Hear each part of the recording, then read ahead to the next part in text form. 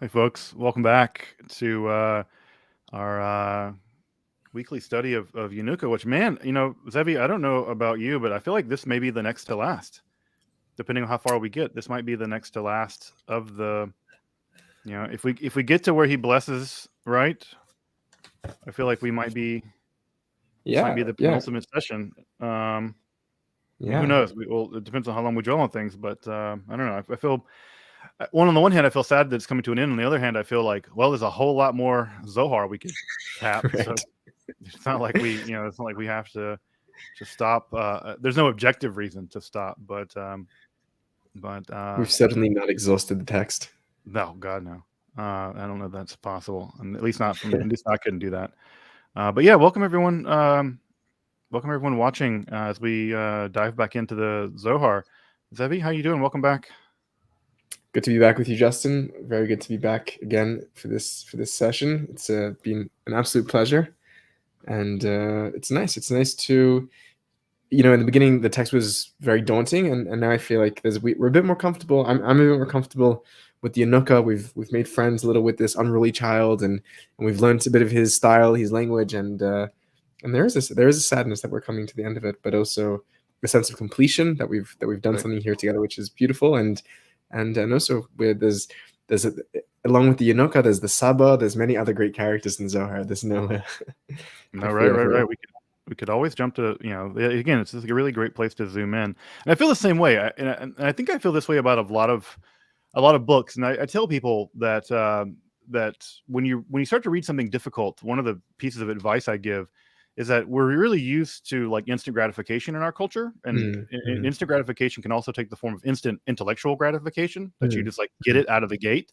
mm, And I'm like, no, when you go read a difficult text like, Proclus or Plotinus or Zohar or whatever, um, you are not going to get instant gratification.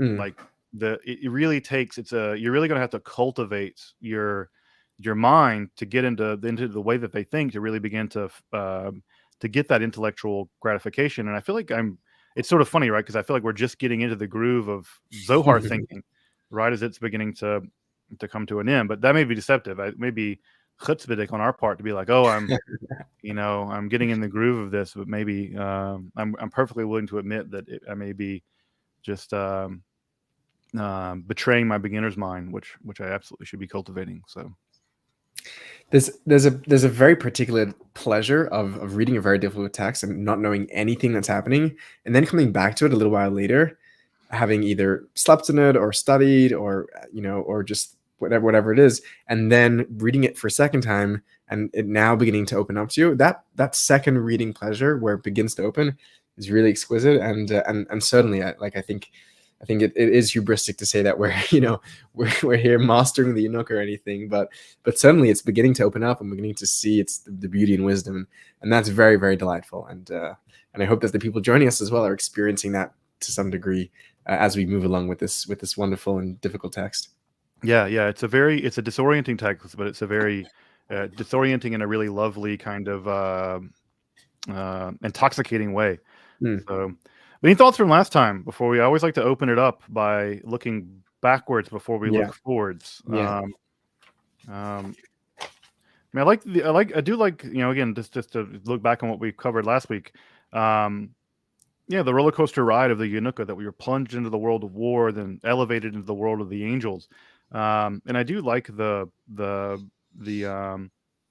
yeah, this halakhic idea that, before blessing others, you must invite blessing down upon you, bring Shekhinah down upon your Mm, own head before you mm, bless others, mm, lest you turn them into a kind of idol.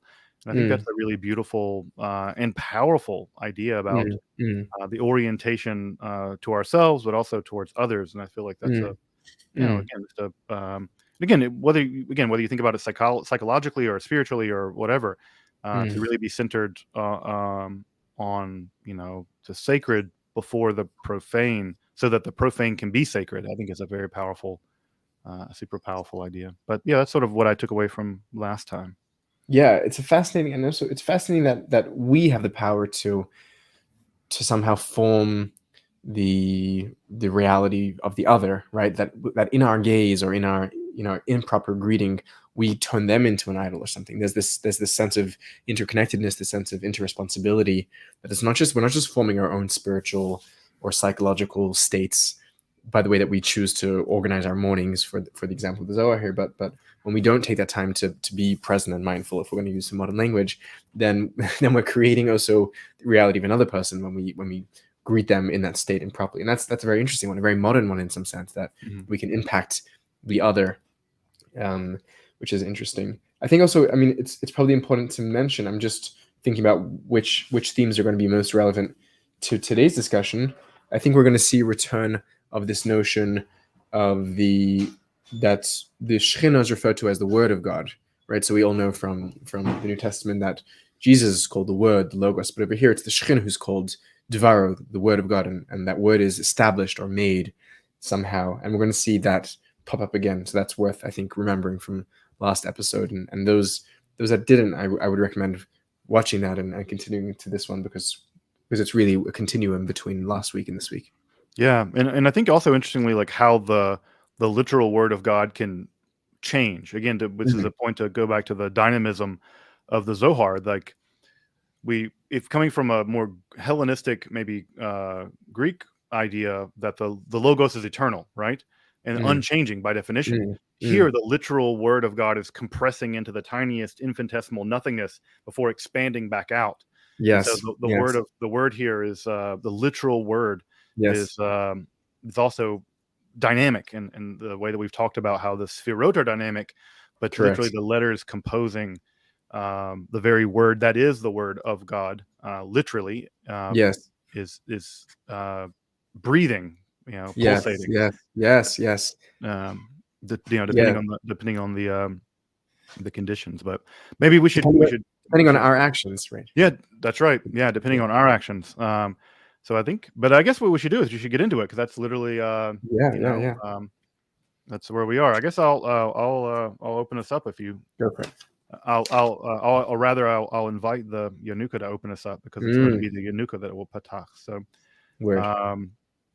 so the child opened, the Yanuka patach, the Yanuka opened, saying, quoting here from the very famous lines from Song of Songs, Shir Shirim, black am I, but beautiful. O daughters of Jerusalem, like the tents of Kedar, like Solomon's curtains, do not look at me for being blackish. Right. So the Yanuka is taking the word for black, which can mean dark or even sunburnt, which would be maybe a more literal translation of that, but really focusing on the blackness of I. But of course, the I here is Shekhinah, obviously. Well, obviously. As much as anything obvious here. These words have already been established. However, when she is immersed in great love for her beloved, through the pressure of the pressure of love that she cannot bear, she can't bear the pressure of the love, she diminishes herself extremely until nothing is seen of her but the tiniest single point. What is that? It's the Hebrew letter Yod. Then she is concealed from all her forces and camps, and she says, black am I, for there is no white inside this letter, as there are in other letters. This is the meaning of black am I, and I have no room to bring you in beneath my wings. So what's going on here? This is a really fascinating idea, really immersed in sort of the courtly love poetry of the Middle Ages, where pining away for your lover is a huge conception in sort of medieval love poetry. If you've ever read Dante's La Vita Nuova, right? He also describes, pining away as if you're dying, as if you can't, as if you don't exist. There's something bereft about your existence because you don't have your lover. And of course, the reason why Shekhinah is pining away for her lover is because she's in exile, right? This is a Shekhinah in exile. And because she is in exile, she is away from her beloved. She pines for her beloved.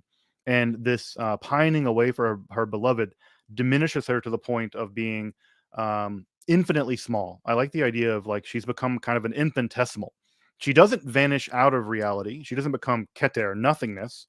She remains yesh. She remains something, but she has diminished herself to the most infinitely small point. And that infinitely small point is the blackest of all black. There's nothing there. It's approaching annihilation. It's approaching annihilation. In fact, she's so concealed that not even the angels can detect her. And if we think of the angels as being, again, in medieval thinking here, the angels as being the most rarefied beings that exist, right? They are also on the border of non-existence because they're made of something so rarefied that they even only barely exist as a yesh, as a something. But she has diminished herself to the point where not even her forces and camps can find her. So she is diminished to the point of near nothingness and approaching nothingness. And at that moment, she says, I've compressed myself into a yod, right? The infinitely small yod, which of course is the first letter of the divine name. So, so she's compressed herself into that infinite, near infinite nothingness, even beneath where she can even be detected by the angels. I guess I'll do the next two lines. Zevi, do you want to unpack anything in there as well?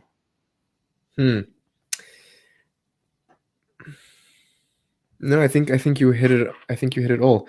The I'll just maybe add one small point here, which you mentioned, which is that this notion that the Shekhinah, the divine feminine, is in exile, which is a notion which the Kabbalists pick up from the Talmud of Shekhinta Begaluta, that the divine presence is exiled with the people of Israel when they go into exile. It goes with them, talking there with the destruction of the temple and whatnot. And therefore, she's also seen as a widow because in exile, she's divorced from her husband, the Holy One, blessed be He. And the widow is typically the one who wears black. So there's also that element of mourning and darkness and black, lack of light. We'll see as well, I think it might pop up soon, that she's the moon, right? And the moon, when the moon has no light shining on her, she's diminished. The moon is diminished to a tiniest point, where it's just a tiny blackness. Maybe that's just what I'll add for this. It's a great addition. So the Yanuka continues, like the tents of Kedar, we have learned, this is Zion, which contains no white within. So, so Zion also is a letter with no, there's, unlike a Hey or a Tzadi, where there is some kind of white within inside the letter, there's nothing inside the Zion. Also, I point out that Yod, Zion, and Vav are all kinds of extensions of one another. If you can think about the Yod as being, if you stretch the leg down of the Yod, you get a Vav, and you stretch it down even further at some level, you get a Zion. So like the tents of Kedar, Matt points out that Bedouin people often will make their tents out of the woven black wool of black goats. So again, this one also contains no white within. Like Solomon's curtains, this is a vav, so the vav also has no white within it also, but the vav is equal numerically to the number 6, and as Daniel Matt points out in his commentary, this is probably Tiferet, right? That she's connecting herself with Tiferet, which is like the unity of Shekhinah and the Kadosh Baruch Hu, the Holy Blessed One. So in this way, she's 3 times black, right? She's 3 times black in these examples. Also, again, I don't know if these jumped out to you, Zevi, but the idea of Solomon's curtains, right? That the paroches, like the curtain that separates the divine realm from our realm, that I get the sense that she's diminished herself to the point where, she's vanished. We couldn't tell what side of the curtain she's on anymore. Like the vav is the curtain. She's become that that black. But yeah, I don't know. These 2 verses, I don't have much else to say aside from the things that Matt points out. Yeah, it's interesting that it's specifically being connected to that imagery there of the tents of Kedar and the curtains of Solomon, which I think draws our attention naturally back to the tabernacle in the Mishkan, where we're building these tents, and we have these walls and these colors, and and the curtains of Solomon, which begin in the tabernacle, and also Shechina, the term Shechina begins in the tabernacle. It's there for the first time that God says, "V'shachanti b'tocham," I will dwell amongst you, which is where this term Shechina in that context first appears. And it's certainly interesting, and I think a lot of the Song of Songs is, at least as read by the rabbis, but very clearly referencing that particular episode of the Jews in the desert leaving Egypt. There's a lot of talk of the sand dunes and rising up and the blossoming and that's a lot of clear connections there. So it's interesting to I don't know if I have anything in specific to say, but that the imagery is being drawn back to the Shekhinah as she is in her darkness in this context of the tabernacle in the desert. Forces and camps. The Jews are camping in camps there. I think we're being drawn to that imagery somehow. Mm-hmm. Also, it's interesting to me because I never think of the I guess I never think of the curtains in the base of Mikdash as being black. I don't know. I guess I don't know what color I think of them being. I guess I always think of them being depicted sort of the sky blue color of like Techeles. And I don't think that's in the Torah anywhere that they have to be that color. But I wonder, do you know anywhere in the Torah where it actually stipulates what color they're supposed to be? Well, they have a lot of colors going on. They have this tachash, which is this strange creature, which is this debate about what it is. But the sense is that they're kind of multicolored, and they have there's a lot of different there which is interesting now that we're saying that they're black, right? If they're actually multicolored, but there is a sense that that with curtains there's always darkness, because even if they're colorful, there's always going to be folds between the curtains or layers between the curtains. We know that the main curtain separating the holies of holies and the rest of the temple. Excuse that noise. 1 second. Let me just close these doors. Actually, sorry. And it's curtains also, folks, just so that that folks know this, right? That there are actually two curtains separating the holy from the holy of holies, and one goes this way and one goes that way, and the high priest has to go between them. I've always thought of that is the most liminal space in reality, is the space between the curtains. And we're gesturing to that liminality, and no matter what color the curtains are, in that space between them, it's going to be black, right? Absolute black, unless he's carrying, or it won't be completely black because he'll be carrying the pan of the of the incense, so it'll be illuminated, but in a very creepy, I don't know. And I think it's only like a cubit, and it's only like a meter distance between. It's a very tight space between the curtains of Solomon. Now I've always and they're huge. I mean, he would have looked up and it would have been pitch dark above him. So, and then Tachash too, right? The whatever dolphin or whatever it's supposed to be. Strange animal. It's very evocative imagery, to say the least. It's this as you're saying, this dark, liminal, overbearing, this place of the sacred, and it's that imagery that we're calling to. We're not. It's funny because when we talk about blackness, we think about just the absence of color, and seemingly there's nothing that's being evoked. But here we're evoking a lot in this absence, in this darkness. Oh, it's the most fecund darkness possible, right? It's the same darkness of a black hole, right? It's all that mass compressed into the most impossible density. It's all that holiness compressed into the most impossible density. So it's the most. It's certainly not an absence of anything. I think you're exactly right about that. Right. Well, he continues. Therefore, you will not see me. Still quoting from Song of Psalms, right? Here he renders that you cannot see anything in me, since I am a tiny point. So again, the Shekhinah is reduced to an infinitesimal moment of pure sacred potentiality. And then it's like I don't know, for other folks, I've been listening to Dark Side of the Moon because yesterday was the 50th anniversary of the release of the record. And so there's this great scene in Dark Side of the Moon where all the bells ring. And it's very jarring if you're just listening to it to like relax. But if you have the volume really turned up, the moment that all the bells ring in Dark Side of the Moon can be, because it's all these cacophonous bells. This section reminds me of that. What do you do, mighty warriors, her legions? What do? They roar like mighty lions, as is said. The young lions roar for prey. I find that interesting. They roar for prey. Hmm. Um, we think of the you can come back to it.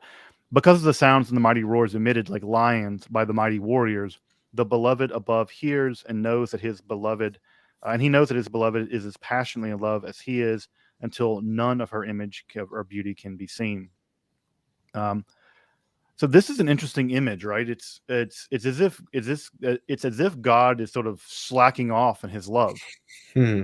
All right, the God, the KBH, the Kadosh Baruch Hu, the Blessed Holy One, is like, I think we've all done that, right? We've not really shown the proper amount of love to our beloved, and Hmm. sometimes you need someone from the outside to be like, "Hey, Hmm. man, you need to let your love be more clear." And it's interesting that, in some level, you get the image here that the lion, the mighty warriors, the lions, the angels, they can't find her, but they know she's there, and so because they can't find her, they're like, "Hey." Like what's going on, supernal world? Like, you need to, so they begin to roar to arouse the upper world, to remind the lower world that in fact she is loved. So now this is a good lesson that we should, sometimes we it takes a little bit of roaring so that we can be reminded to show the love that we need to show. Hmm.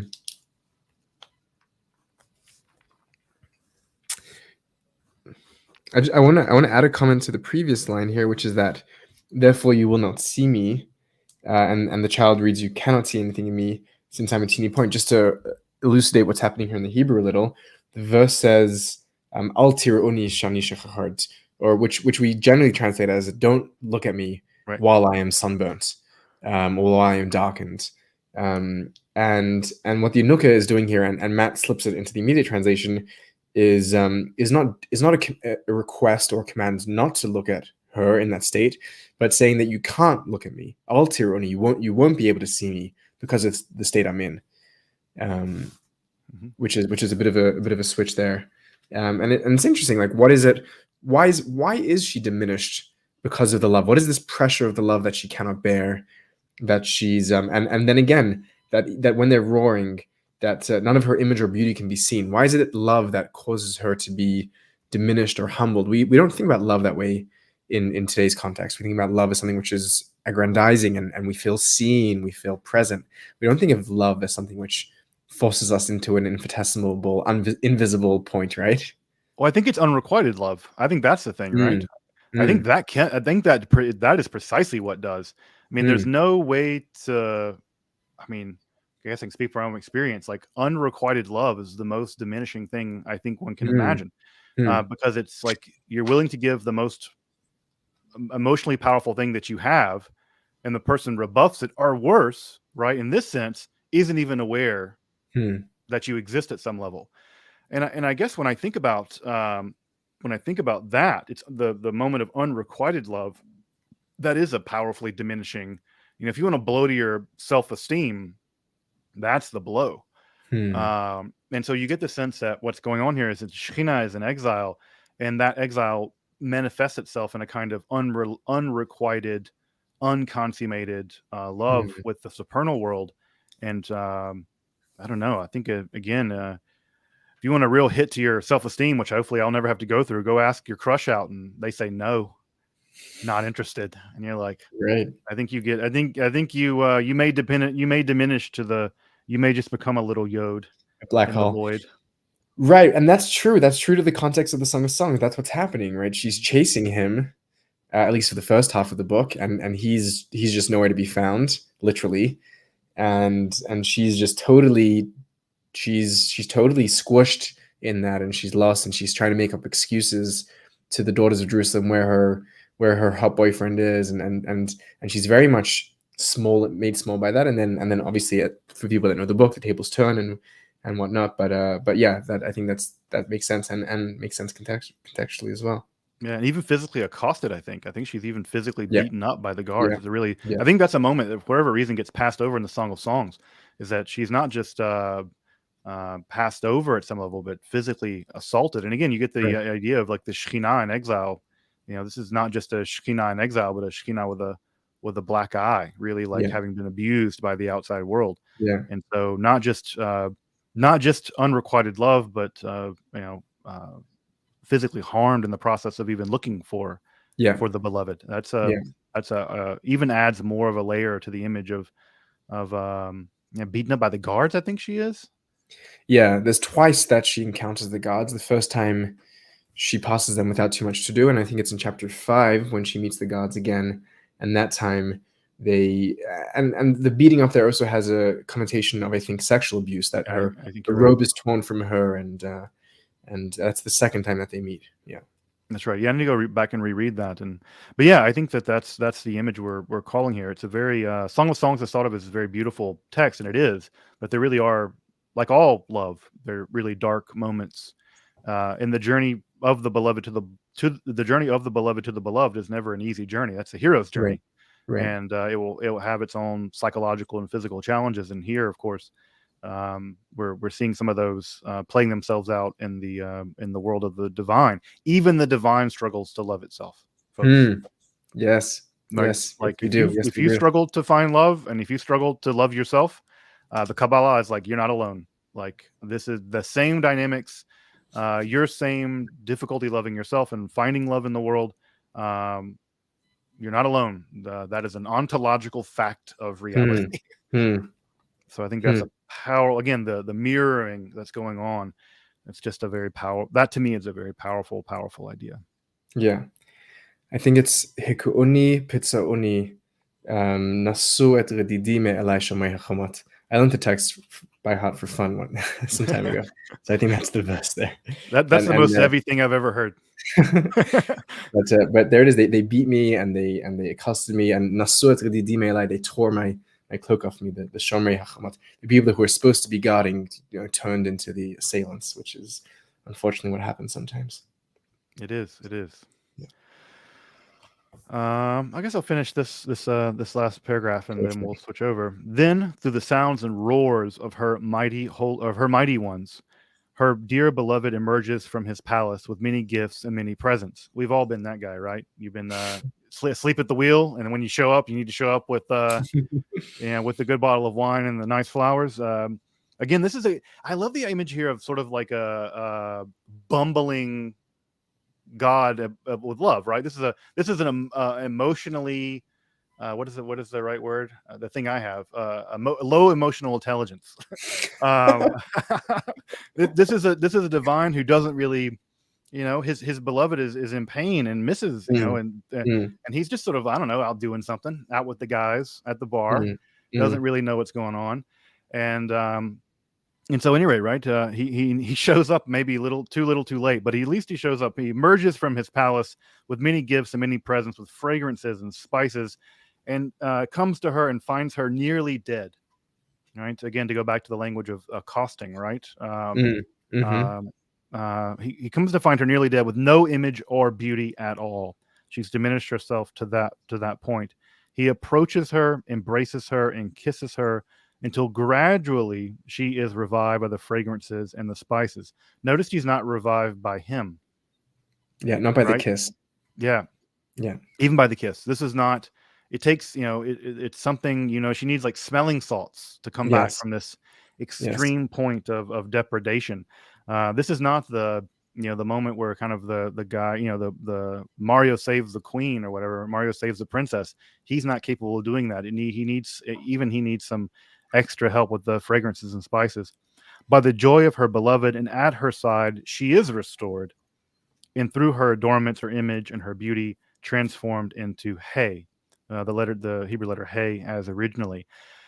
Matt, I think, links the Hey with the final letter of or the Tetragrammaton. I kind of think about it because we think of Shekhinah as Yod Ke Vav Ke in this realm, right? We've already seen that established earlier. I kind of imagine that she's revived, but she's still sort of like in intensive care, right? And that I imagine it's the second Hey of Yod Ke Vav Ke. Like, it's still an incomplete divine. This is a divine that's still. This is a Hashem that's still a divinity that's still profoundly disabled through this trauma. and I think of it less as the final hay, but the second hay.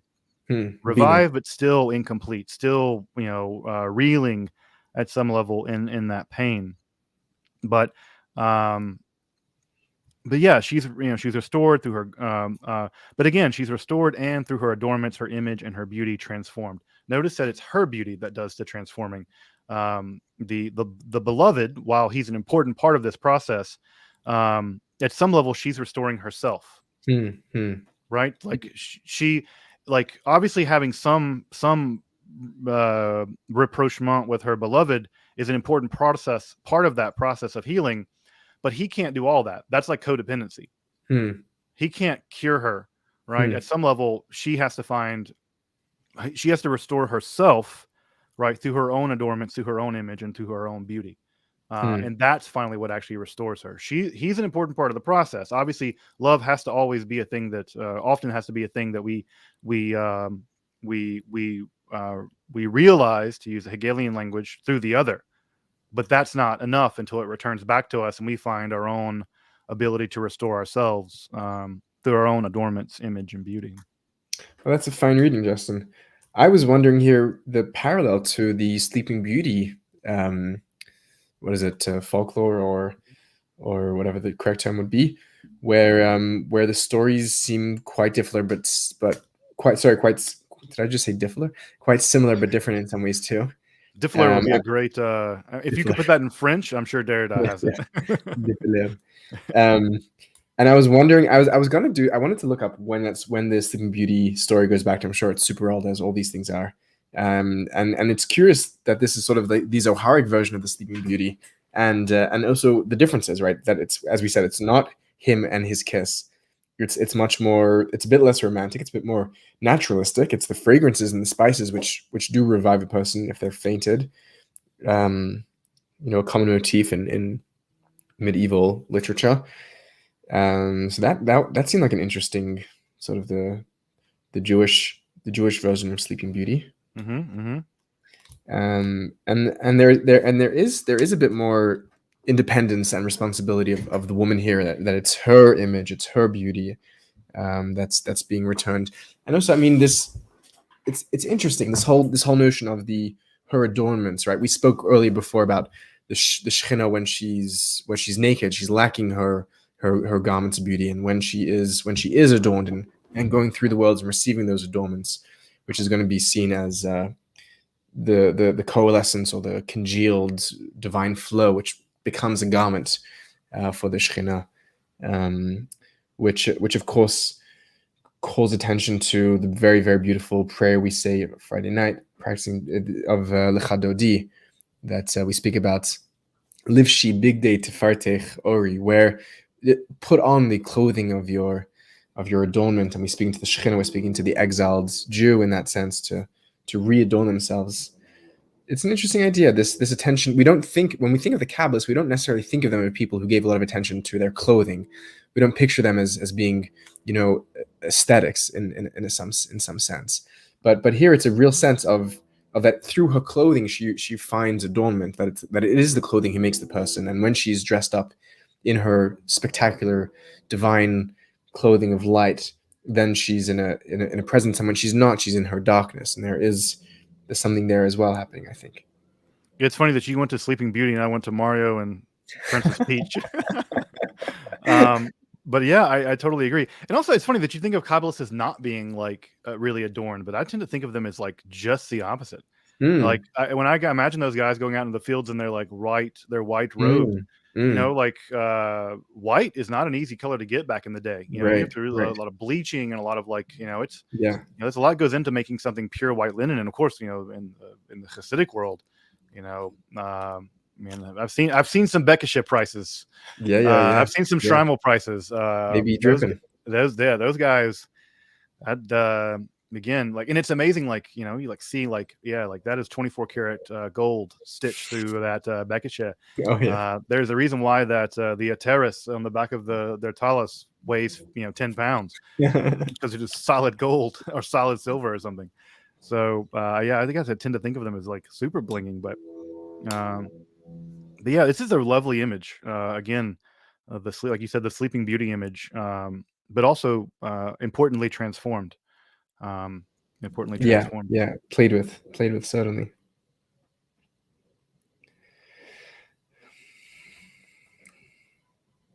Should I continue? Please, please. This the mighty in strength have done for her, restoring her to her image and beauty. For their might and power have caused this. Thus, mighty in strength, Osei fulfilling his word, Osei actualizing his word surely, mending it, restoring it to its original image. So here we're harkening back to what we began reading last week, which we mentioned at the beginning, that Dvaro, the word of God, is a reference to the Shekhinah, who is related to Malchut, who's related to language, to alphabet, to expression, and continuing. We're continuing essentially to interpret this verse from Psalm 103, 103:20, I think it was, and it is the mighty in strength, and it seems the text seems to be a little ambiguous whether the mighty in strength are the angels or the souls of the people of Israel. Here now it seems to be flipping back to the souls of Israel based on what we read last week. Um, but what they do when they're calling out to the divine masculine for the prey, for food, for shefa, for the divine overflow, and in that process reminding the divine masculine that has to come through the divine feminine, and therefore reviving the feminine in the process, they thereby are osed varo, they are fulfilling his word, read very literally as they are osed, they are making, they are actualizing dvaro, the word of God, which is Shekhinah. They're reviving Shekhinah back from the dead. They're bringing the word back from death to life, restoring it, rendering it to its original image, returning it from the non-existent, almost non-existent yud to the image of the hay, which is going to be tied up with the various feminine aspects of the divine, whether that's the second hay or the first hay, whether that's bina or malchut. But that kind of brings an end to that interpretation of Psalm 103. From here on, once she has been restored, becoming beautiful in her image as originally, they and all of the forces stand ready to hear what she says, and she stands like a king among her legions. This is Osei actualizing his word surely. And here we have a complete reversal where the Shekhinah goes from being the almost non-existent black infinitesimal to being that and she had no space under her wings, the wings of the mother, to host her hosts and camps and angels and souls. And here, when she is restored, she stands like a king. Interesting, not a queen, but a king amongst her legions. And again, she can speak. She has her audience waiting to hear her voice, and she has been given her voice back, and in that she has been remade, restored to her beauty and original image. Yeah, I guess I have just maybe two things, and that's a really lovely explanation. I guess the two things that jump to me are really this is a very like Aristotelian informed text, right? We go from like pure potentiality to pure actualization, right? And it's interesting that this is happening. It's the divine actualizing itself, right? This is sort of like and in that way, this is a theogony, right? This is a birth of the gods, a birth of God. This is God going from a state of extreme potentiality and then actualizing God's self in the inner world of the divine. And so when it says like this is Osei actualizing the word, I would say that this is God literally giving birth to God's self. Hmm. This is the coming into being of the divine as we experience it. So it's not just I think it's one of those things where um, the writers of the Zohar know Aristotelian philosophy, they know medieval philosophy very well, and they're kind of giving us a story, right? When we think of the Aristotelian God, we think of God of pure activity and eternal pure activity.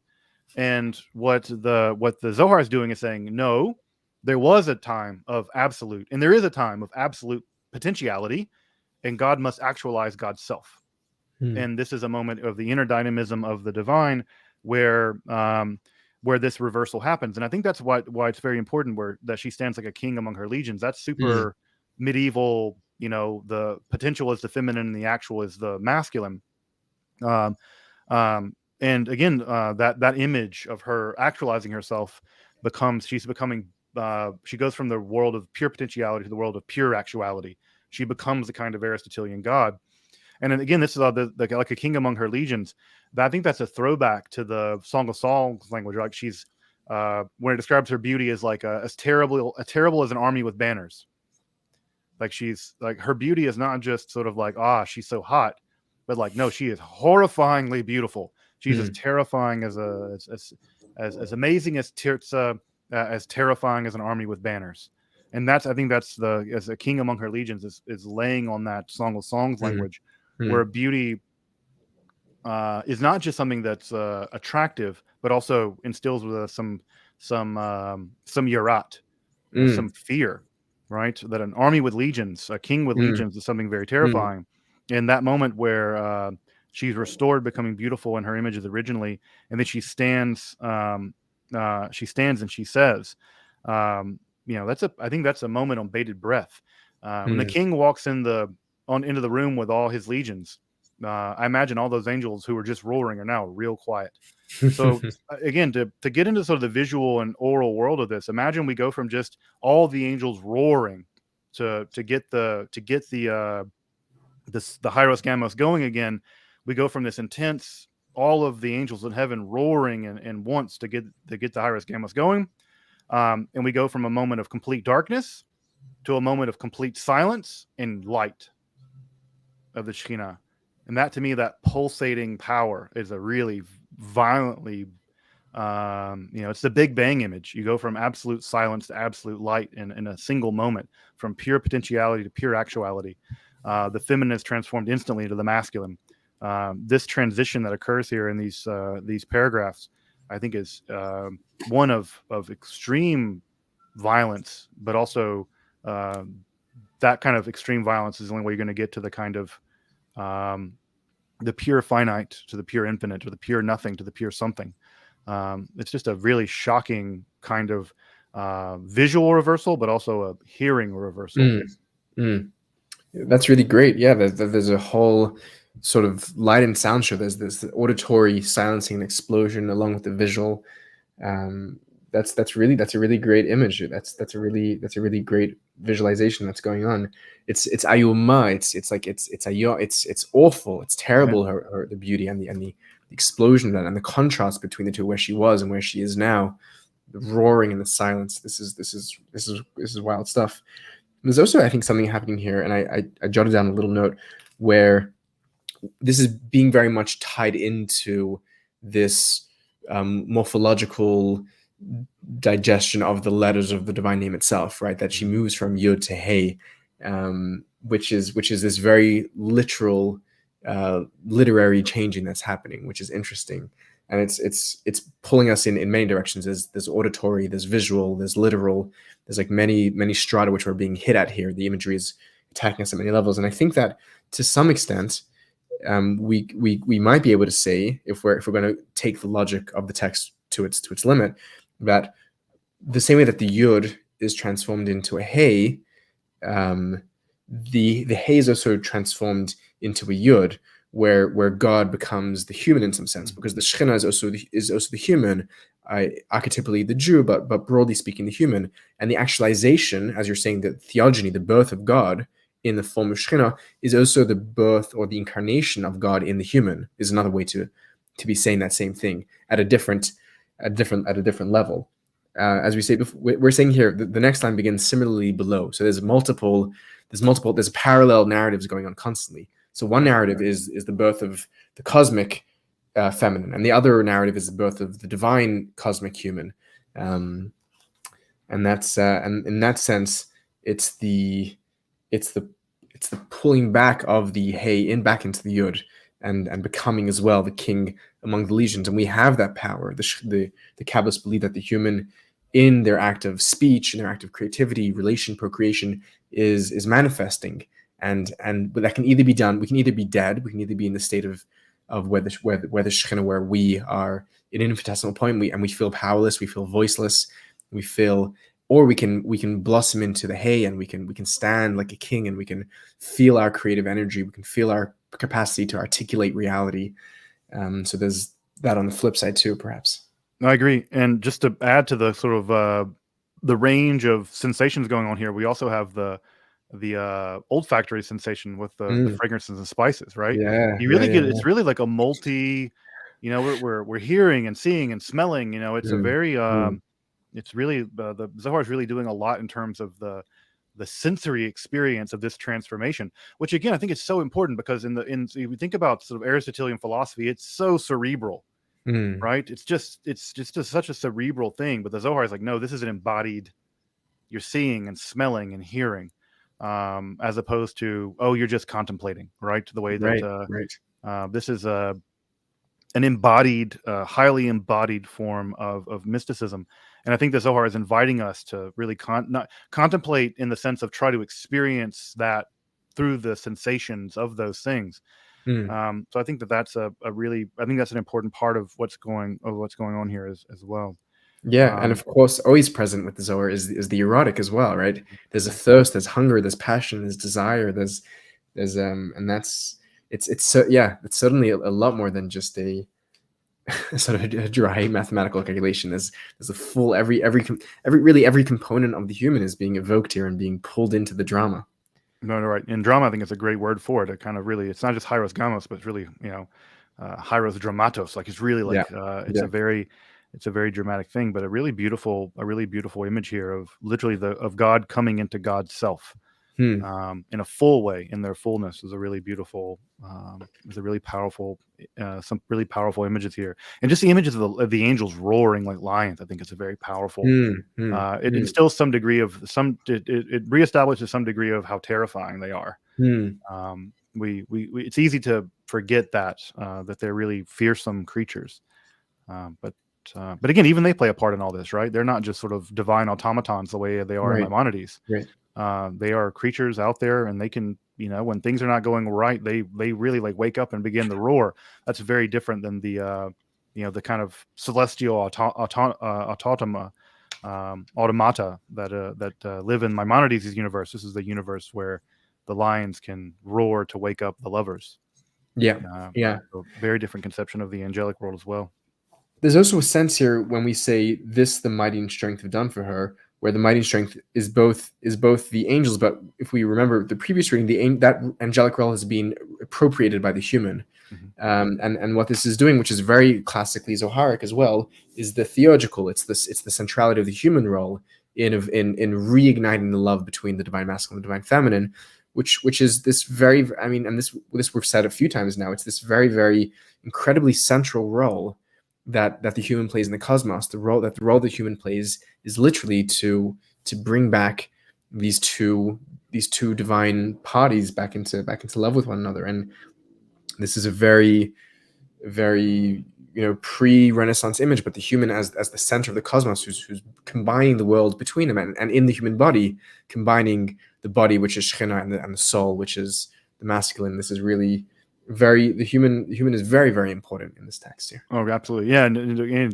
to your point about the sort of earlier discussions about liminality, we can't, the text does an interesting shift here, as we'll see in just a second, where we've been talking about angels, but we're not quite sure in the moment, like as you pointed out, Zevi, uh, we're not quite sure who's doing the thing here. But the answer, of course, is both. Yeah. Right? That again, the Zohar is a highly theurgical text, maybe one of the most sustained theurgical texts that I know of, where the human being is actively manipulating the supernal world, and I think that's a part of. I think about the Zohar that's not stressed enough. Hmm. That it is we are not passive in all of Yeah. this, and neither are Yeah. the angels, and in this way, right, we kind of become the angels in the Baruch, in the Kedusha, but here we're both functioning to do the same, and in the same way, as we'll see, we can bring we can Hmm. actualize them, we can also diminish them, as we'll see. Yeah. I mean, this is literally what we're saying, that we are mighty in strength. Us Dvar, we are the ones that actualize Davar, which here means Shekhinah. This is very literally what the text is saying Mhm. in bold letters. I'll just finish this point. Similarly below is going to flip this into the historical terrestrial realm. When the wicked appear in a generation, she cringes and diminishes herself until nothing of her whole image is seen but a single point. when the mighty in strength and the truly virtuous arrive, the tzaddik, the saints of the generation, they, as it were, actualize this word. She is gradually illuminated and transformed into her image and her beauty as originally. So what we're doing here is we're transposing this cosmic narrative of her shrinking and returning to herself via the agency of the angel, and here we're putting it very firmly in the human realm, where when the wicked appear in the generation, she shrinks in this, which is the very same reaction that she has when she's immersed in the great love for her beloved. That's through the pressure of love that she cannot bear. Here it's brought about by the wicked in the generation, which is interesting. But then when the virtuous arrive, they, as it were, actualize the word, the Shekhinah, and she is gradually illuminated, transformed into her image and beauty as originally. I'm curious, Justin, this juxtaposition of the wicked and the righteous, and her reaction to the unrequited love versus the love when the masculine has been reminded that she's waiting almost dead for him. But also I just want to point out that whenever a Kabbalist or a Jewish mystic says, as it were, kivyachol, you know that they're actually trying to say something which is too hard to say. It's a bit too much to say directly, so they'll throw in this like qualifying term, and that's a very good insight of when they're actually saying something which is quite edgy. And if they had the chutzpah, they would be saying it actually, not as it were. It's a point that Idel makes, that whenever there's a kivyachol and as it were in the Kabbalists, read very carefully what they're saying there. I think it's on the nose. I think what it's saying is actually quite terrifying. Is that if the homology is between God being in God's palace, right, in the Heichal, and not attending to Shekhinah, if we map that onto the wicked and the righteous, the only answer is God's being wicked. That there's something about there's something it can. I mean, if the homology is to obtain and the text is hiding something from us, I think what must be hidden from us is the fact that not only is the supernal divine not nourishing Shekhinah with his love, but he's using his love for something wicked, and maybe he's indulging Sitra Achra or something. And my read of that is just to literally make the homology straightforward. That if we have wickedness in our generation and that causes Shekhinah to withdraw, then the homologous thing must be happening. It is not just that God is inattentive; it's that God is anti-attentive, and that is horrifying. It's that God is. We always think of we always use the language of the adulteress when we in biblical language, right, to talk about when Israel is bad. That Israel's playing the harlot or whatever. But here, I think that's reversed. That it's maybe the Kadosh Baruch Hu, Chas v'Chalila, is kivyachol, right? Is indulging Sitra Achra. I think that's the only reading that seems to jump out immediately to me. I also like the idea, folks, that wickedness is cringe. She cringes. Yeah, she cringes. I'm like, yeah, like when you do wicked things, it's cringe. Shekhinah is cringing. Shekhinah is cringing at you. She's like, "Oh, really?" Right. With the wickedness. Right. That's a very interesting reading, Justin. And I read it just in the opposite direction. And they're totally not mutually exclusive. That what's being hidden in this, as if it were, is that it is the saint of the generation who is the Shekhinah. Transformed into her image, beauty as originally. I think a lot of the times when we have these as if it were, it's when the text is pushing in a incarnational or a apotheotic direction, where we're breaking down the boundary between the sage and the divine, which the Zohar is wont to do very, very commonly. It does that for the protagonist Shem Bar Yochai all the time, explicitly. And the way that I read this was in the opposite direction. Not that the kivyachol was hiding something on the wicked side, but hiding something on the side of the righteous. That what it means when the righteous are flourishing in the generation, they are the Shekhinah in her adornment, in her image, in her beauty. They are the Merkava. They are the enactment. We are Shekhinah, essentially, is what the text is saying. And when we are beautiful, when we are present, when we are showing up as the the full hay with all our colors and our voice, then that is the Shekhinah showing up. And to me, that was what was hiding behind. So we saw just opposite directions. I think both can be true, right? Absolutely. I think both readings can actually be accurate and correct. And again, like I think that this is an idea that goes with like the idea of like a Mashiach Lador, that every generation the Messiah is here. It's just about actualizing Messiah. Like Messiah is out there. Like every Tish B'Av, another one gets born, and they're out there. And it's not that they have the obligation to be Messiah. We have the obligation to Messiah them through our own messianic righteousness. Like it's not the unique the unique task of the Messiah to be the Messiah. That's too much, right? But we have to create a messianic world by making the world better and better that actualizes their messianic power. And so in that way, again, I get the idea of like actualization and potentiality is a really important part of that process, that nothing is ipso facto Messiah. Like Messiah is always here. The question is just like, are you going to do the work of actualizing it? Yeah, and the Hasidic reading would take that one step further, that it's not just our role to actualize the other who's the Messiah, but to actualize the inner Messiah, that we all contain an element of that in it, and we have to Messiah ourselves. We have to be the righteous, right? Which is so beautiful when we read. I'm still so struck by the beauty of the poetry of the Lichadodi prayer, which is said on Friday nights, which comes from the Kabbalists of Tzfat, and we're speaking there simultaneously to the Shekhinah and to the Jewish nation in exile and to humanity as a whole, if we want to read it a bit more broadly. And we're beseeching and we're begging, Hitori, Hitori, wake up, wake up. We're talking to ourselves, really, and the sense of like, we are Osedvara, we are the ones that make the word of God. We are the ones that articulate that into being. And the way that we choose to articulate the reality, we articulate a world of kindness or a world of capriciousness, and that's in our hands. And Hitori, Hitori, wake up, it means wake up to the power that you have to make the word of God in this reality.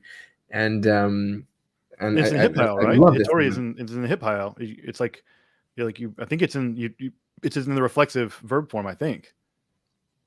Like you do it to yourself. Right. Yeah. Like when you can use it to talk about doing something outside, but a literal reading of that is just as much in the reflexive. Yeah. For your light has come, therefore rise and shine. Literally. Yeah. Pumi Ori. Yeah, and so again, and that imagery is. You want to finish this last section or continue commenting, but yeah, we can go through. We'll finish this. But that whole imagery of the fact that when she is shrunken, she has no room for her angels beneath her wings, right? And then when she's expanded, what the Lechadodi, which is written by authors that are reading the same text, is Bach Yechsun Ani Ami, inside, which is one of my favorite lines in all of liturgy. That you're right now in a state of diminishment, in a state of exile, but when you rise and shine, inside of you will take refuge the poor of my people. It's like almost the the text from the Statue of Liberty, that the huddled masses will find their shelter inside of you, which is like you're telling that to the Shekhinah while she's in the tiniest infinitesimal, that she's about to disappear off the face of the earth. It's the Jew who's about to be annihilated out of existence, and you're telling the human that no, you have the power to not only stand up and return to your former glory, but to be a refuge for millions. And I just every time I read that poetry, it gets me. It's beautiful. The companions came and kissed him. Rabbi Eliezer said, if the prophet Ezekiel had said this, it would have been a wonder in the world. Which is interesting. I think the way to read this is, even if the prophet Ezekiel had said this, it would have been a wonder in the world. Ezekiel obviously is the prophet who sees the vision of the divine in chapter 8 in Ezekiel, where that happens, and which is saying that what you're saying is of biblical proportions of awesomeness, and Rabbi Eliezer took him and kissed him as before, and that ends that section. Right, and that's it. Yeah, and again, that's high praise, man. Like Ezekiel saw some far out stuff, and maybe the most far out stuff of the entire Hebrew Bible. And even if Ezekiel would have said it, it would have been, It would have been a wonder in the world. High praise coming from they may want to be careful with praise like that, because they really might go to this kid's head. Yeah. Yeah. He doesn't need the help. He doesn't need the help. A really beautiful section, I think, there. Again, this is part of why I like the Yanuka, is it really does a good job of capturing so much of what goes on in the Zohar writ large in this very densely packed section, where so much of the Zohar's teachings, and you get the sense that the writers of the Zohar, and this is to Melila's point that you shared with me, right, that she considers the Yanuka kind of the conception of the Zohar of itself, as if the Zohar itself is speaking. And I think grist for the mill of that really is the fact that we have so much of the major Zoharic themes really being expressed here in a really dense way that would be very complicated and very difficult if you didn't have some Zohar already or some Kabbalah already. But surely this is kind of the major themes of the Zohar being expressed here in the mouth of this child. Right.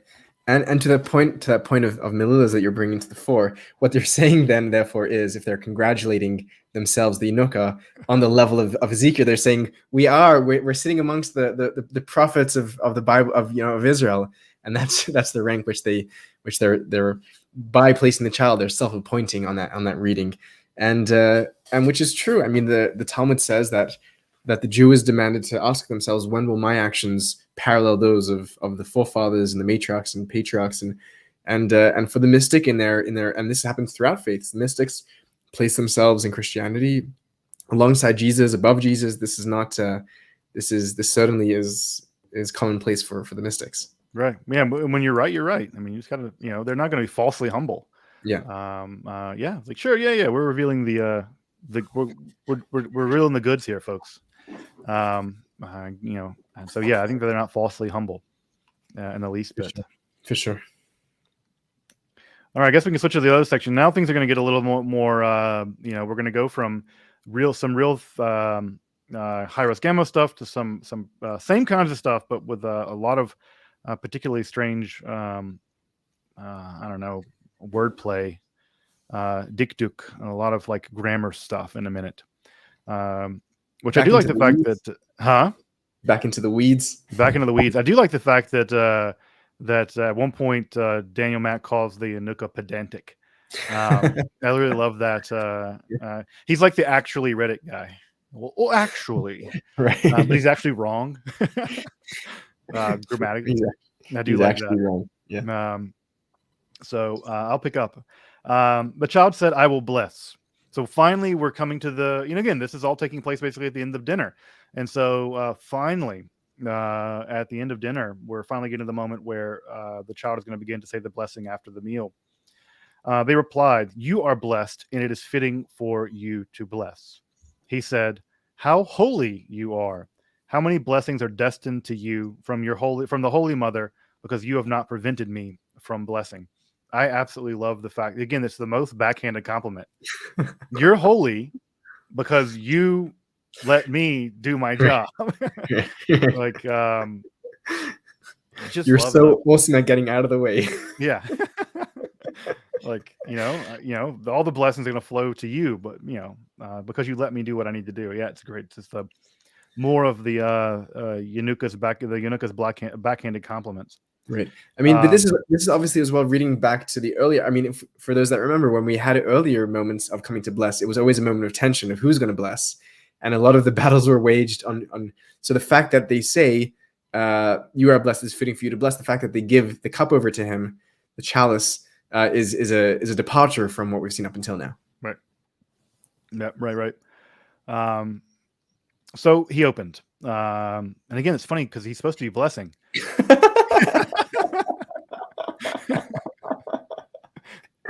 I love this.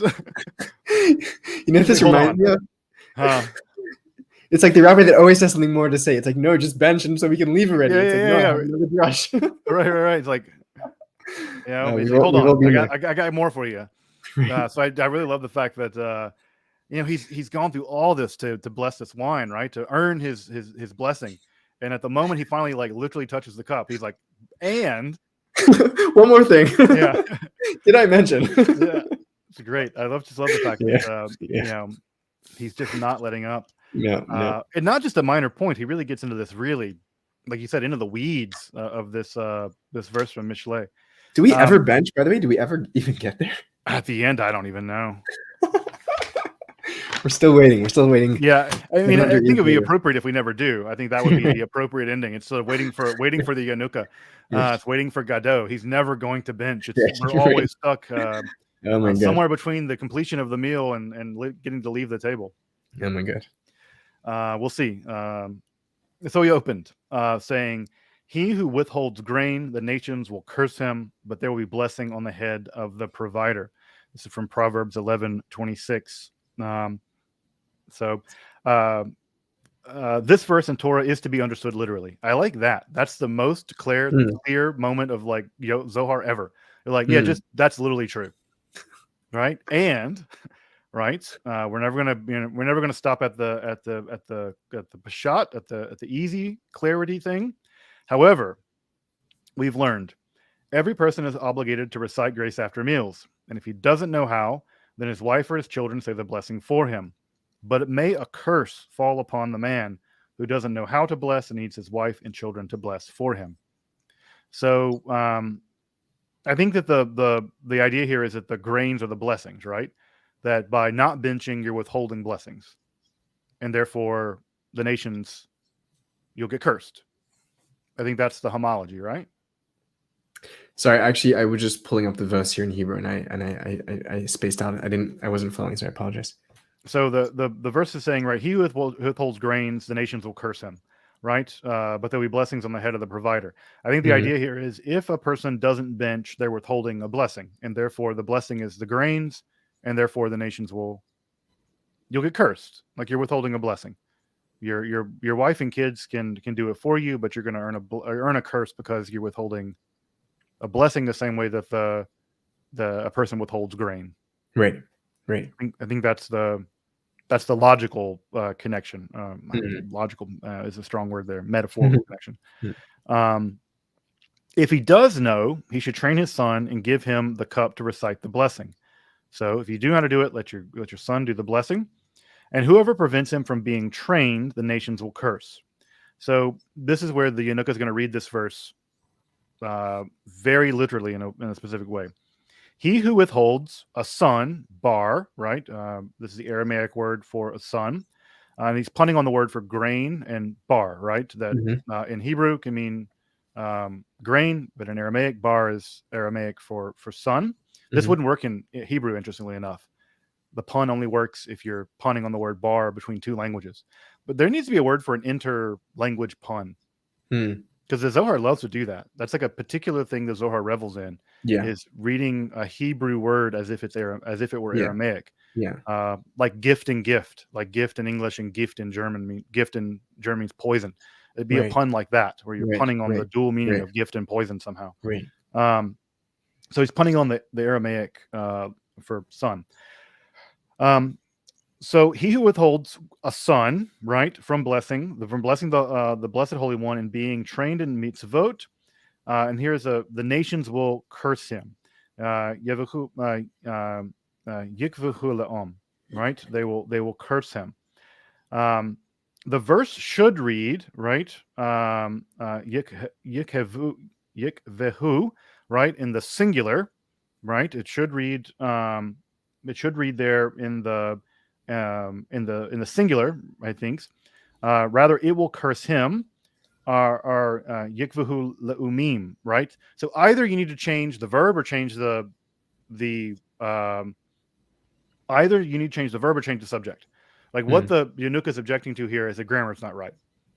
That la'om needs to have either a plural verb, or you need to change la'om to le'umim to make it into a plural subject, right? One or the other.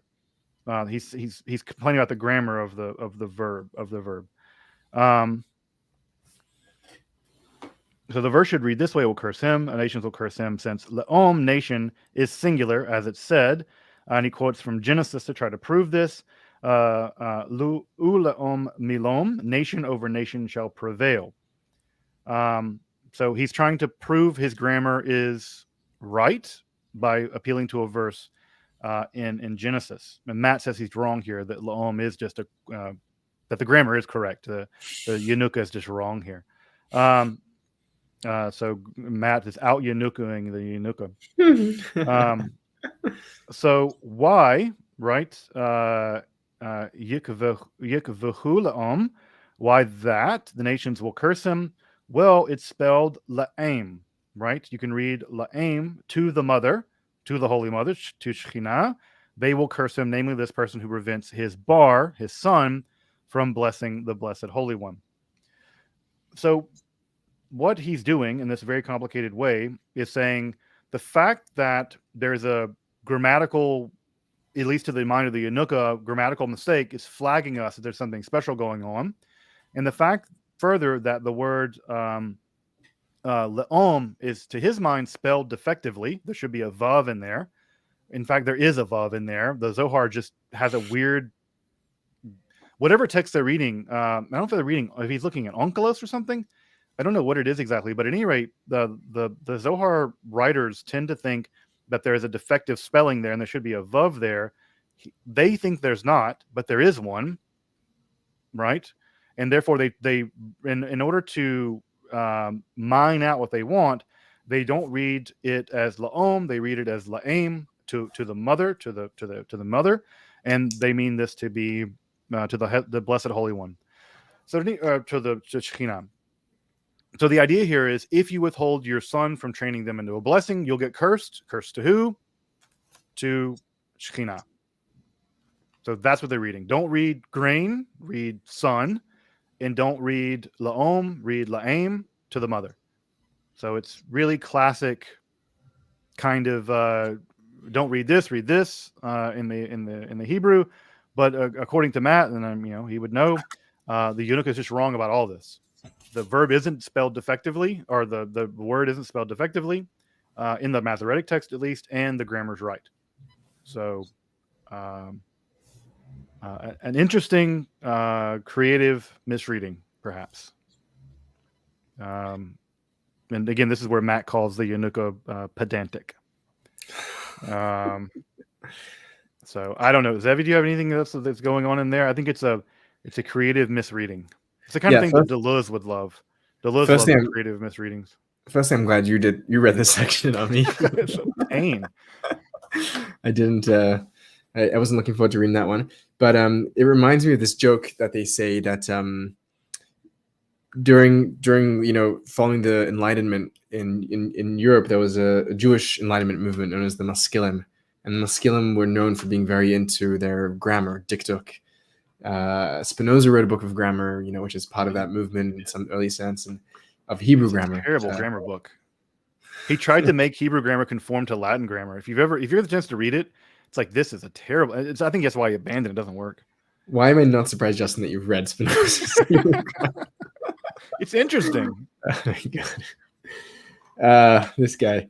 Anyhow, so it was the Maskilim, with these secular enlightened Jews, or self-proclaimed enlightened Jews that were very into grammar, and therefore grammar became something which is less studied in Orthodox circles. That's using that term a bit anachronistically. And so they say a joke of this guy who goes to a synagogue service on Saturday. He goes to Shul on Shabbos, and he hears the rabbi get up to give a speech, and he says, "This parsha is Parshas Balak," which happens to be the portion of the Yanuka, which this is a appropriate joke. And he says, Balak is Rashi Tevis. I'll translate in a second. V'ahavta l'recha kamecha. That the word Balak is an acronym for three words. V'ahavta l'recha kamecha. You should love your fellows yourself. And a guy in the crowd he starts heckling the rabbi. He says, "What are you talking about? Balak it's a base, V'ahavta is a vav. Okay, they're both lamed, but Balak is a kuf. This is a chaf. You're mixing up apples and oranges here. It's not." And he says, "Diktuk." I know. He's like, "What? You're gonna be grammar? You're a muscle. Get out of here! Like, what are you doing here in my synagogue?" so I get the sense that there's this absolute, there's a complete disregard. It's like the pasuk is missing a vav. It's not missing a vav. What do you get out of here? Who are you to correct me? My grammar. It's like making up mistakes, finding mistakes, the plural, singular, and no one's gonna correct him, obviously. and I think neither will I.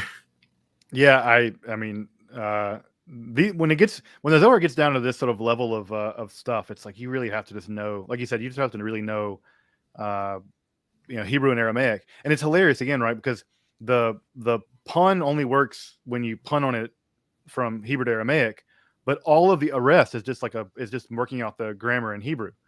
Yeah, Um, yeah, it's like it really is a hilarious kind of again, this is the thing that Zohar does. It loves to go ramshot between the two languages, and it doesn't really care. Um, it doesn't it's care. I mean, it's also great to like I get the image here because the point here is that the Masoretic text actually has a vav there, where the Yanuka is saying the vav is lacking, which is interesting as well because I mean the vav came up in the previous section, the vav, the letter which has no white in it, so maybe there's some sort of play going on there. But it seems like almost while no one was looking, the Yanuka like erased the vav off the like the whiteboard, and he's like, look, there's no vav.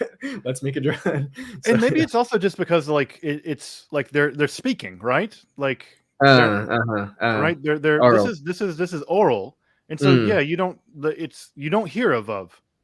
There's no v sound in there. Although Matt, I have to look at the Aramaic, but the Matt translates it as it's spelled le'im.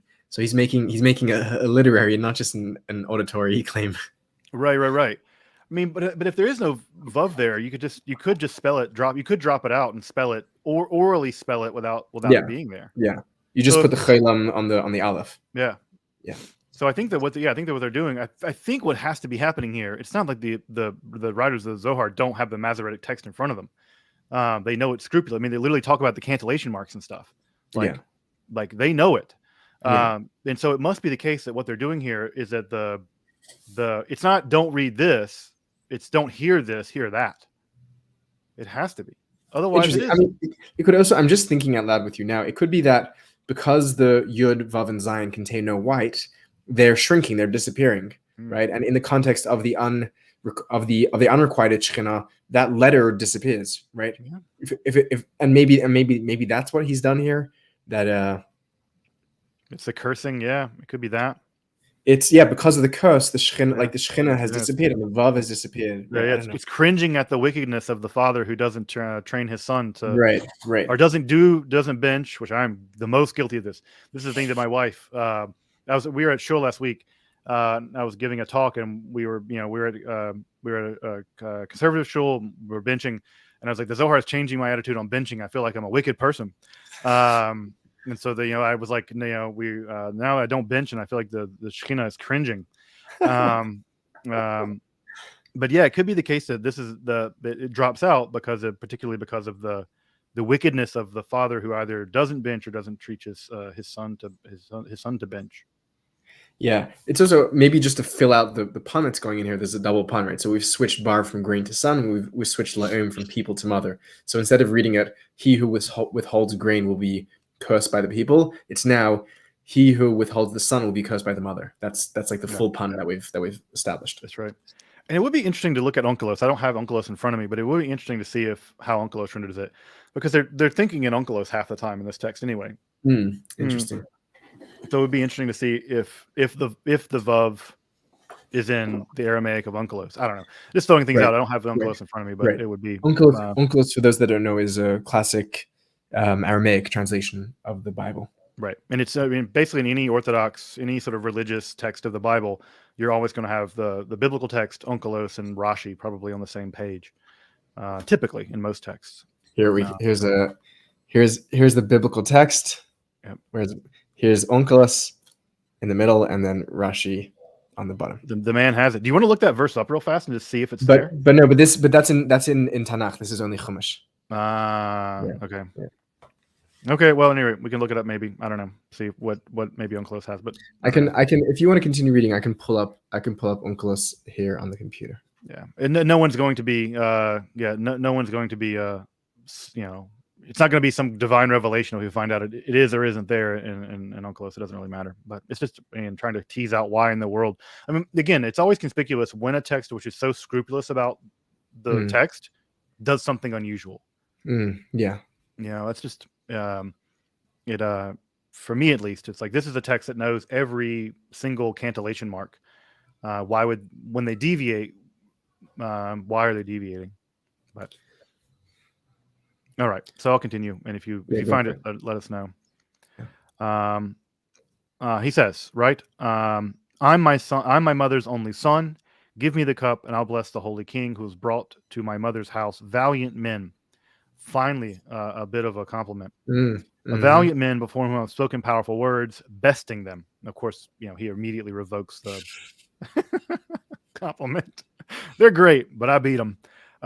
So I will bless. But before that, let the verse be resolved to perfection. This one that we began with. So he's going to return back as if he has not milked this verse for all it's worth. Mm. He's going to go back to this more dikduk, more grammatical stuff. Again, the idea of my mother's only son. Again, the Christological stuff, kind of Mm. a little bit on the nose there. Mm. Although Jesus, of course, wasn't an only son, but whatever. He had some brothers and cousins and stuff. So I love it. Again, he says, right, the Holy King was brought to my mother's house, valiant men, but I've bested them. Again, the best. He lures you in only to trip you up. So he who withholds grain, or again, we're continuing with the same Hebrew Aramaic pun. The nations will curse him. He who prevents a bar, his son, as it's been said. He'll curse him to the mother, right? So he's reading not laom but laim. What is meant by yikvehu, right? As it said, and he will curse. And it said, right? And he quotes here from Leviticus, V'Yakov bin Ha'isha Ha'Yisraelit, right? So this is the person who gets cursed. I think for speaking the divine name, right? I'm that person Friday. So the son of the Israelite woman pronounced the name, the Yod-Ke Vav-Ke. Here too, right? They will designate him, right? It's the same word. They will designate him, specifying him, la'aim, to the mother, detailing his sins to the Holy Mother. It just seems like he's finding, it's again the typical rabbinical thing, right? If you find two verses that have, you have the same word, then you can gather the same kind of thing. And so he's basically just transferring the curse in Leviticus, which gets this guy the death penalty, by the way, to the curse here. Which, by the way, if it is like whatever Kol V'Chomer, like if it is the case that the death penalty for saying the divine name, that means you also get the death penalty for not benching. And I think that's what he said before, right? That the person who doesn't do this, their blood is upon them or whatever. Like no, it's washing hands. That's what it was. It's like if you don't wash your hands, then you're worthy of the death penalty. So here he's saying again, this is an interesting sort of juxtaposition that washing the hands starts the meal at some level, and benching ends it. And if you don't start it and end it properly, you're both warranted for the death penalty. Again, assuming that the curse involved here, that the punishment for the curse here in Leviticus is the same as the punishment for the curse that he's building out from this complex wordplay that he's doing, this grammatical wordplay he's doing here. Anything on that one? I just want to say that the Aramaic target, the Aramaic translation has no lame at all. It's yeah. So that doesn't work at all then. Yeah. Although it is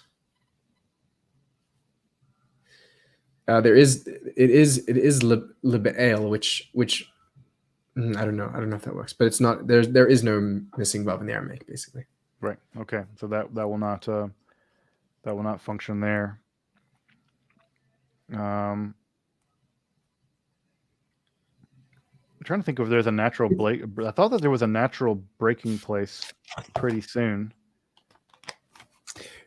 I just want to add something to this last little section, which is interesting. That we're talking here about the punishment of pronouncing the name, and I think this is an immediate juxtapose to what you brought earlier of Osei Dvaro, those that make the name, those that announce the wicked that announces the name, the righteous that make the name. I think that there's a play being made here between the two, where the Yanuka is placing himself into the position of the one who's going to be creating the name as opposed to the one who's blaspheming the name or the word. Right. let's see, we're almost at an hour and a half. I mean, does a natural breaking place look like to you like or natural like just the next line? Because then it goes mystery of the matter, and then we get plunged into more deep stuff.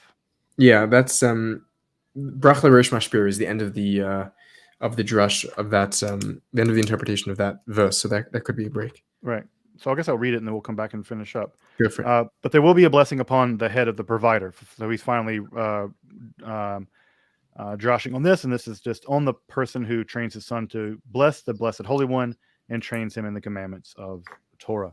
So we end, at least on this section, on a very halachic, again, the many things that the Zohar is not, it is not antinomian. It is completely balls to the wall wild on everything else. But it is, I would say, hypernomian. In fact, I would say it is a hypernomian text. Which, by the way, most mystical texts in the pre-modern era are. I don't know why that's a weird, most texts are pretty hypernomian, and a lot of Christians ones and Muslim ones are to some degree. But the Zohar certainly is a hypernomian text. It really is interested in the letter of the law. And that's not, it's not just because of the letter of the law, it's because the letter of the law is theurgical.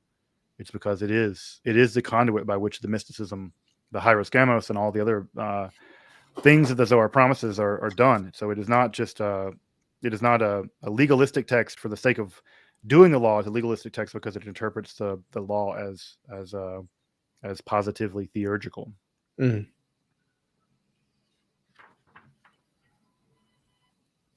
Yeah, it's an interesting thing, and we think about mystics, obviously very incorrectly, as hippies or sort of loosey goosey. They don't really have their like, it's all one man. But no, these are very, very. It's like you will die if you do not do you are subject, and it's not, and not just die. You will be killed. I think the guy, they stoned him to death, right? Yeah. In the biblical context, yeah. Yeah, I mean, it's not just you will die, like, ha ha ha. Like, no, like the dude got stoned to death. Yeah. And again, the Yanuka is like being a real stickler here. He's like, yeah, if you don't bench and teach your kid to bench, you deserve to be stoned to death. That's the connection being made. So he is not a let's just it's just laugh and love, live and love. Like, no, like do, and if you don't do, you get stoned to death. He's a stickler, which I can easily imagine the Yanuka being a stickler. He's a little Shammai. He's a little Shammai. Yeah, we spend more time here on the threats than on the blessings. The blessings got one tiny line, unless we come back to that we do come back. Sorry, I apologize. We come back to the blessing in the next. Stay tuned for next week when we come back to the blessing. Yeah, we get some blessings next week. Yeah, it won't be all doom and gloom. Yeah, an interesting section. The dikduk stuff, I don't know about you. The grammar stuff I'm less excited about. Like, that stuff is less like, especially when the grammar is apparently wrong. That's like, if there was some weird thing though, the grammar is weirdly off.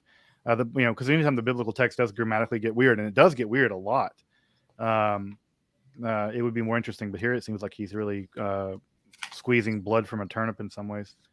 You know what they say, Justin? Don't let grammar get in the way of a good drush. Hey, that's maybe what I hear over there is in loosey-goosey Hasidic circles.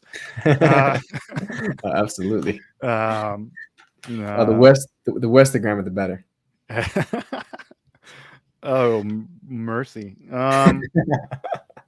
There's a bunch of Lithuanians rolling in their graves. Oh yeah. Any concluding ideas before we wrap this one up? I mean, I don't know that we'll get through the entire thing next time. Probably not. Probably not. I don't think so either.